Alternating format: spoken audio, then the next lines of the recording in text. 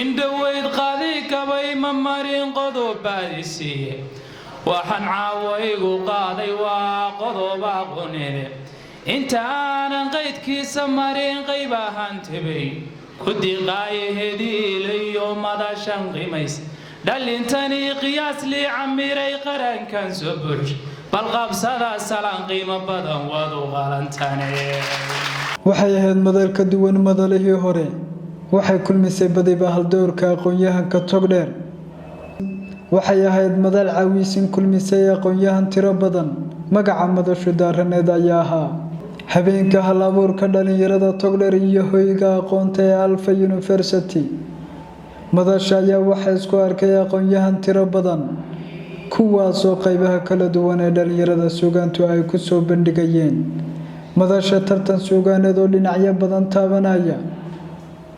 dhaadka gabaygu leeyahay markaan dhab uga faalloodo dhayal uma abuureen runtaan dhagax ka siiyaaye dhaliilii sidaan doonayaan ugu dhawaaqaaye bal dhegaysta caawoo kalaa dhiiritiriyaaye abaar kulla haddii ay dhacdo roobku dhibic daayo baadkuna dhammaan xaalufoo dhaarto jiilaalku xooluhu ma dhiiqaan hubaal dhay la fuuqsadee iyagaaba dhirta loo ruuxaa oo la dhowraaye إن دويد قاذيك بي ممارين قضو باديسي وحن عاويقو قاضي وقضو باقونيني انت انا قيد كيس مارين قيبا هانتبي كدي قايه هدي ليو مدى شنقي ميس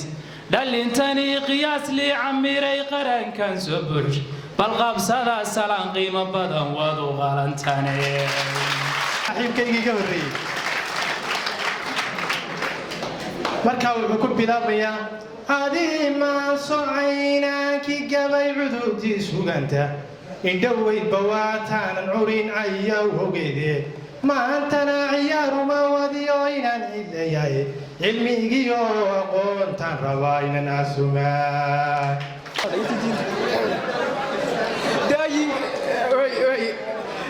daayinkeena ilaahay quraanku ku daliishay inay kala dooran yihiin oo darajadoodu sinayn dadka kii cilmi yeesha iyo kaan deelba aqoonin daahirow nabigiina waa kii doonta lahaa ilamaa dalka jayra iyo meel ka dambayse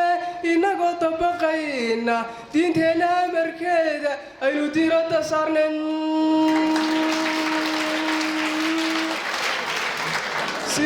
qodobkii u dambeeya talada sidaan ka dareemi dulihiina dhammaanba daali baad wadatiino doonaysaan kororhsiimiyo dallacsiinta aqoone inkastood u dawaafto oo dayaxa hiigsa tidhaahdo degalkiis ma istaagtid ilamaa daryeesho wixii uu ku dul saaray daayinkaaga ilaahe ku dadaala salaada oo dayacad ka ilaasha yaydan doonta ka liicina hooyaalayey waxaan u imi gudoomiye cabdiqani baan u imi semesterkii markuu dhammaaday waxaan ku udhi aaba geeriyooday maan soo diyaarin exaamkiina maan gelin baan ku udhi imuu odhan wallaahi xataa ilaah bay arkaaye imuu odhanin exaamkii xataa waa lagaa qaadiyey diyaargarow imuu odhan dhow wari bay guri semesterkaaga bartii kala sii bilaabo bartii baan haddana kala sii bilowda semesterkii kale markuu dhammaaday waxaa nagu dhacday asma maaliya baa nagu dhacday waxaa dhacay tidibkii reerkaa baxay dhaqaalihii reerkaa baxay waxyaaba badan baa isgaadhgaadhi waayey waxaan u imi cabdiqani waxaan ku idhi semesterka anigu horey tegay iyo kantoona lacagtiisa maayo maxaa laga yeelaya wuxuu igu jaamacadaada sii wado min yawmin alhaanana layma weydiin lacag Alfa University caawa madashan oo kaliya inta kama sheegayo abaalkii nolosheeda u gashay laakiin intan aqoon aan garanayo ee aan ku dhawaaqayo cilmi aan bartay alfana waan xusay insha Allah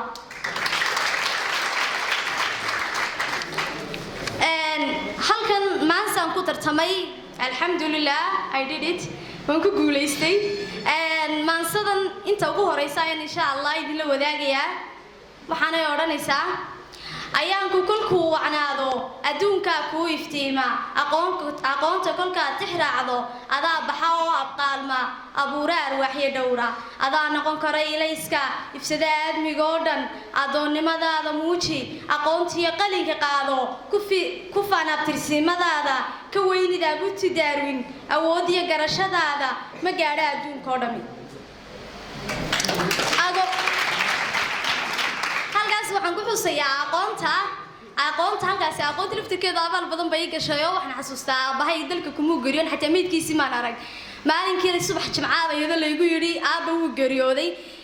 exactly markii ugu horreysay waan ilmeeyo waan naxay waayo aabahay buu ahaa laakiin markii aan arkay inay reality tahay oo aanay riya ahayn intaan weysiistay baan tukaday sidaas laatirkeeda haddaanan maalinkaa aqoon lahayn oon cilmi isku qabanaynin yacni crazy baan noqon lahaa qof waalan baan noqon lahaa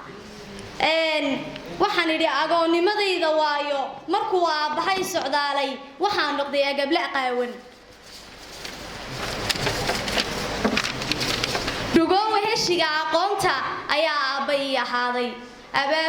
abaabul awoodahaaga u aargud ayaamahaaga aminta maalmihii ku dhaafay ayaadka rabbaa qiraane abaal ha u dhigan shalayto u tasho amintii hadeerto intaas baan kusoo gabagabaynaya ma wada dhammaynaayo mahadda ugu badan jaamacadda alfa ayaan u soo celinayaa iyo abwaanadeeda sidoo kale kasoo qaybgalayaashana waan mahadinayaa aad baad u mahadsantihiin waxaa madasha goobjoog ka ahaa suugaanyahano caan ka ah gobolada Soomaalida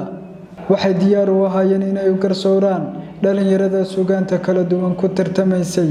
madasha habeenka hal-abuurka dhalinyarada Togdheer iyo hoyga aqoonta ee Alfa University erayadii hadalkii nuxurkii miisaanka xambaarsanaa ee laga jeediyey madashan qiimaha badneed ee xalay kulmisay dhalinyarada Togdheer ayaa waxa ka mid ahaa in la isugu yimaado madasha noocan oo kala caawa saddex qodob man hadalkayga ku suntanayaa midi waxa weeyaan ujeedka guud ee madasha oo ah in lagu xoojiyo hal-abuurka iyo afka aynu leenahay ee hodanka ah isla markaana dadka ilaahay hibada u siiyey inay wax curin karaan isla markaana ka soo jeeda bahweynta jaamacadda alfa in lagu maamuuso maskaxdooda ay soo tuujiyeen looguna abuuro looguna imaamado xaflad iyo madal noocan oo kale ah qodobka labaad ama nuxurka labaad waxa weeyaan inaynu caawa marti u nahay abwaanadii gobolka Togdheer oo halka runtii bidixdayda fadhiya oo iyaguna ka garsoori doona horena uga soo garsooray akhyaarta ama dhalinta da'da yar ee habla iyo inama leh ee maskaxdooda u soo tuujiyey siday ugu abuuri lahaayeen xantayn lahaayeen garaadka iyo da'yarta gobolka Togdheer isla markaana iyaguna ay wixii maskaxdooda ka soo maaxday ee ay ku tartameen dhaxalgalna u noqonaya ummadan iyo iyagaba ay inoola wadaagi lahaayeen caawa madashu kaliya ma aha sida dadka qaar ay ka fahansan yihiin in la kala tartamayo la kala guuleysanayo laakiin way ka micno ballaaran tahay waanay ka dhadhan wanaagsan tahay waxay uga micno ballaaran tahay tartan waxa la yaqaanaa guuli ama waxa loo yaqaanaa gartu laba nin kama wada qosliso laakiin halkan waxa loo joogaa akhyaar maskaxdooda tuujisay mid kasta oo caawa halkan soo istaaga ama mid kasta oo soo xaydxaytay inuu tartanka ka qayb galo waa guuleysta bay leenahay wuxuu guuleystay u yahay ama wuxuu runtii u guuleystay wuxuu wax ku soo biiriyay ama ku daray afkiisii iyo dhaqankiisii iyo tusaale ahaan waxa inta badan inaga huga inoo ah suugaanyahanadii garsoorka ka ahaa madashan ayaa iyaguna hadalladan ka jeediyey kamida baan idiin sheegi doonaa ha yeeshee inta aanan halkaa gaadhin hal abuurkii ka soo tartamay jaamacadda alfa dhexdeeda 15 xubnood oo ka mid ah oo aanu aragnay suugaantoodii haddii ay fadhiyaanna ha maqlaan haddii ay maqan yihiinna ha la gaadhsiiyo bushaarada aan idiin sidaa waxa weeyaan dhammaantood inay ahaayeen hal abuur suugaan tirin kara suugaantoodana la dhegaysan karo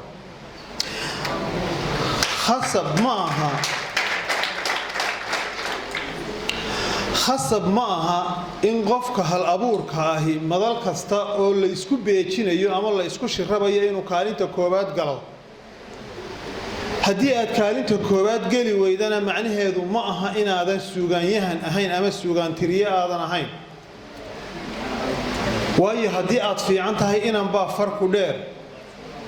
waa lagaa baarmoosi karaa marka haddii eeba xugmaayo golaha bardoodanka laysugu baxo ee suugaanta laysku beejinayo waa lagaa baarmoosi karaa taana macnaheedu maaha inaadan waxba yahay tahay waxaan mar labaad idin leeyahay dhammaantiin suugaanyahan ama hal abuur ayaa ahaydeen waase kala far qurux badnaydeen oo kala farshaxansanaydeen oo kala humaag muujin badnaydeen hadalkana la kala odhan og ilaahayna la kala baryi og saddex qof oo gabayana gaar baan u saarnay saddex qof oo maansoonayana gaar baan u kala saarnay markii horeysay waan la wadaagnay jaamacadda saas ayaguna nala garteen marka qoladaasuna gaar bay u kala baxaysa oo iyaga gaarkooda u tartamaya reer maansan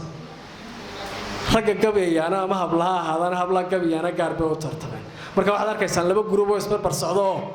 qolaba waxooda gaar loo yeedhinayo sababtu tahay labadii wax baan la isbarbar dhigi karayninoo aan la isku bardaamin karaynin hees iyo gabay in la yidhaahdo labadiina keebaa sarreeya ugu dambeyn waxaa madashan qiimaha badneed ee kulmisay dhalinyarada togdheer ee loogu magac daray habeenka hal abuurka dhalinyarada togdheer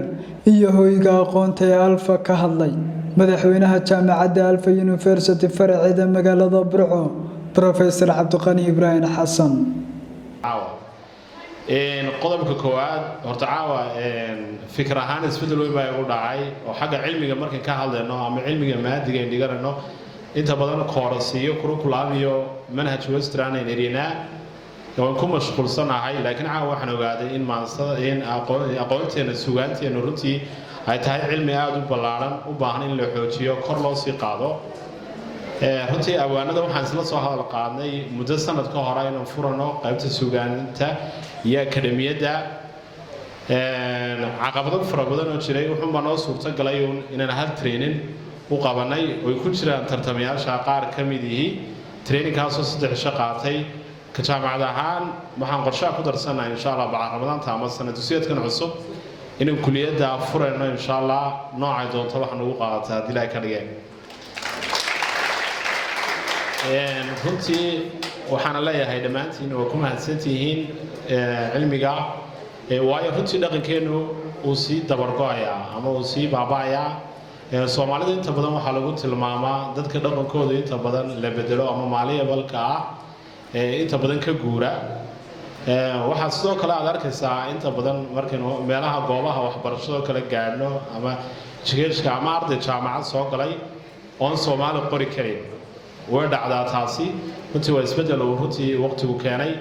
marka insha Allah waxaan leeyahay bal dhaqankeena iyo ay sii xoojinaa hadii la ka dhigo kolba waxba hadalka badin maayo dhamaantiin ba aad u mahadsantihiin cabdiqani baafo RTN magaalada Burco